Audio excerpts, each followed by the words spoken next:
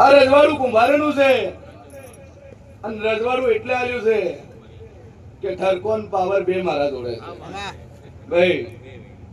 અને આજ કુંભાર કોલર ઉસો કરીને ભરે ને તોય મારા નોમથી છે પ્રકાર. હે રજવાડું એટલે આવ્યું છે કે માન મર્યાદા ને મોભો આ ચારે વસ્તુ હું ભેળી લઈને હેડું છું ભાઈ. તોય કુંભારના છોકરાનો કોલર ચાલવા નહીં આલું આવું હું કુંભારની માતા કહું છું ભાઈ. સ્વભાવવાળું બરોબર હું જેવું બોલતું છું તો જેટલું પ્રકાશ વાપર્યું છે ને એટલું પૂરું થાય. આ દેવ જબરું છે, મોણા જબરું નહીં ભાઈ. મોણો તો વિશ્વાસ કરો કાલ ફરી જાય, પણ મારા દીવા અમી સરજ મોડો તો હું માતા કોઈ દાડું બોલીને બીજું બોલતી નહીં ભાઈ. સ્વભાવવાળું બરોબર મુકા મારો ભગવાન બોલતો હોય છે. હું ભાઈ આજ તો 52 બજારમાં હું છું ભાઈ.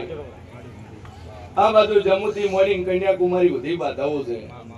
અમેરિકા કો તો હાચું, કેનેડા કો તો હાચું, ઓસ્ટ્રેલિયા કો તો હાચું. તો બાધા છે ભવાની નહીં પણ કુંભારના છોકરા નહીં શકે. સ્વભાવવાળું બરોબર હું આ ગંડી પાઘડીઓની માતા બોલતી છું લ્યા ભાઈ.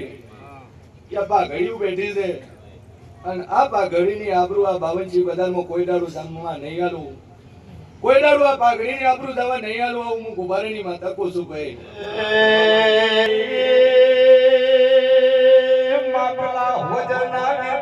ખબર પડી કે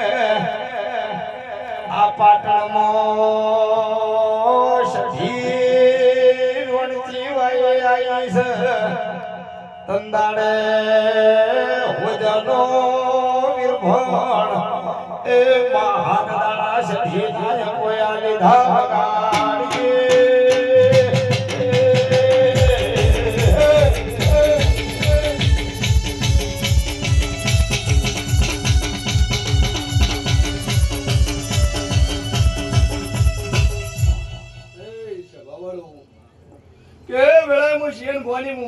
માતા બોલતી શું કરું હજે તો બરોબર કદાચ 16 મહિના થયા છે આ રજવાડાને ભાઈ.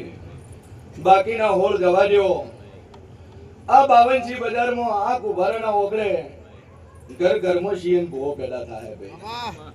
સ્વભાવવાળું કે જગત વિચાર કરશે એક રજવાડું મોરાલમાં છે ને બીજું રજવાડું વેગડિયામથી રીતે બન્યું ભાઈ.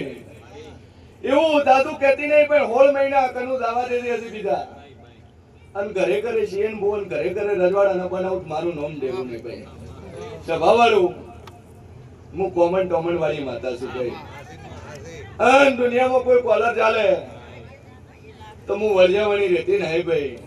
સ્વભાવવાળું અને કુંભારને તો શીખવા જવાની જરૂર નહીં ભાઈ. જન્મથી શીખેલા હોય. સ્વભાવવાળું કે વેળા કદાચ હું શિયન વાની હું 32 માતા બોલતી છું કે મોરના ઈંડાને કોઈ દાડું નેતરવા ન પડે ભાઈ.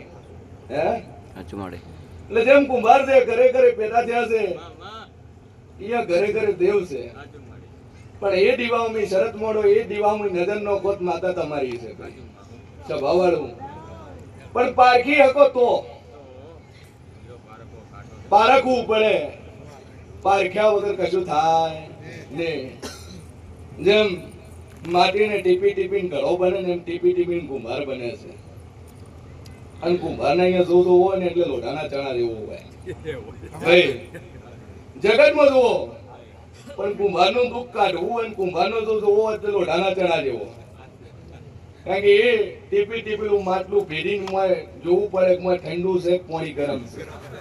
હે ઘણી વાર ચેક કર કાઢવી નીકળે, ઘણી વાર ચેક કર ઉકળતું લાવી નીકળે અને ઉકળતું લાવી નીકળે. કાજુ બાજુ નખાવ હોય ઘરે ગરમ પડ્યું તો ઉકળતું પાણી નીકળે.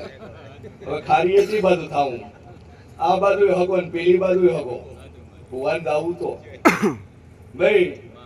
એટલે મારી નાત વિહોતર જબરી છે ભાઈ. અને જેવ તો કુંભારાના છે, જન્મથી કુંભારાના છે પણ મૂકી દીધું છે બાપા. વિદ્યા વાદી નાલ દીધી ભાઈ. નકર વાદી પા કોઈ નતું, વાદી પા કોઈ હતું ને. અને જગતમાં દાખલા બેહાડ્યા છે જ્યાં જોઈએ વાતો થતી. કુંભારે વાતક લેબડો ઉતારતા, કુંભારે વાતક સાંભળીને પોણી ભરતા ભાઈ. કુંભારી વાતા કે પગરખાના જોડા કરીને ઉડાડેલા છે, કાગડા કરીને ઉડાડેલા છે. આ જો જુઓ એવા દાખલા છે ભાઈ. પણ અત્યારે આધુનિક યુગ છે ભાઈ, સભા વાળું કાઠું તો કાઠું પણ હું બોલીશું ખોળ મહિના લાવવા જેવો છે ભાઈ. કનું દાદુ કહેતી નહીં આ મોરાના રજવાડી ની એકવાર છત બની જાય ને એટલે હો ભુવનસિંહ ભુવા જેવી ટ્રેનિંગ આલવાની છે.